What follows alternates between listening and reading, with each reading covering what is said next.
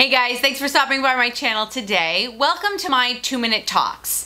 I created this series because I realized that there are many times that I am very long-winded. I don't know, I like to talk. But I also always have so much information to give you that by the time we hit my bloopers, it's like 15 minutes. And I realized that for many people, myself included, time is really valuable. In fact, I'm always feeling like I never have enough time. And so I decided that I wanted to create some videos that would accommodate that. It would be a place for me to share briefly and quickly things that I found out, you know, random tips or products that I want to mention, or just things that I want to share in reference to the beauty world that I want to be able to tell you quickly. Plus, it's a way for me to randomly connect with you guys during the week, and again, do it in a really short manner. And so if you're not one of my subscribers already, now would be the time to do it, so that way you would be notified when I did put up one of these 2-minute talks. Thank you again to my already subscribers, and if you want to find out why I love this week's 2-minute talk, which is about the e.l.f. concealer brush, then let's get started. So can we tell that I really like this brush? I have a ton of these, and I use them a whole bunch of different ways.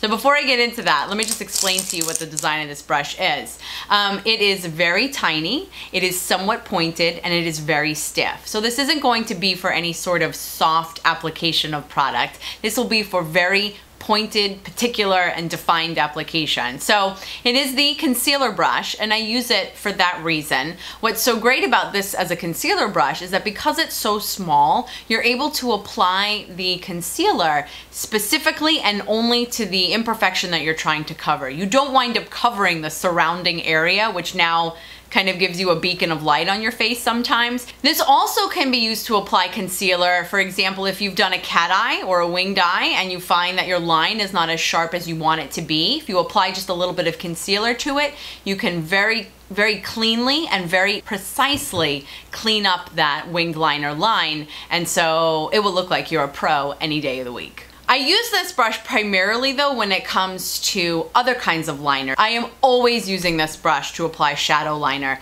to my lower lash line. I also use this brush to smudge out if I happen to use an eyeliner, like a liner pencil. I can use this brush to smudge out that liner so that it still stays within my line and doesn't go everywhere, but I'm able to still soften that line at the same time. In a pinch, you can use this brush to apply gel liner. Now, typically gel liner application brushes are angled, and I think that makes it a hair easier, but like I said, in a pinch, or if you are like an uber professional when it comes to your gel liner, then you could possibly use this brush for that as well. Stepping outside of your eyes, you can also use this brush on your brows. If you happen to use a brow pomade, which I don't have a lot of experience with because I'm just not very good with it, but if you are using a brow pomade, you are able to use this brush to apply that liquid brow product. It also works to apply brow powder because again, it's very pointed and very specific, so you can take that powder, which will be a soft application anyway because it's brow powder,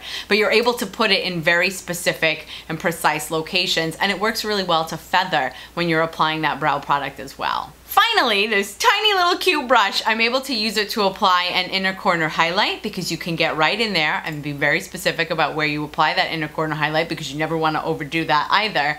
Also, it works really well to do underneath your brow bone and to highlight right underneath your brow. Sometimes if you're using a brush that's too big, you'll actually wind up highlighting the hairs of your brow, which is not really what you want to do. You want to get up to them, but underneath them. The only drawback for this brush is that sometimes the hat comes off. Sometimes the entire brush holding portion comes off from the wooden stick. And I mean, really, it's $1, so you really can't get too upset about that. You can get upset about that when you're actually in the middle of applying something and the brush winds up coming off.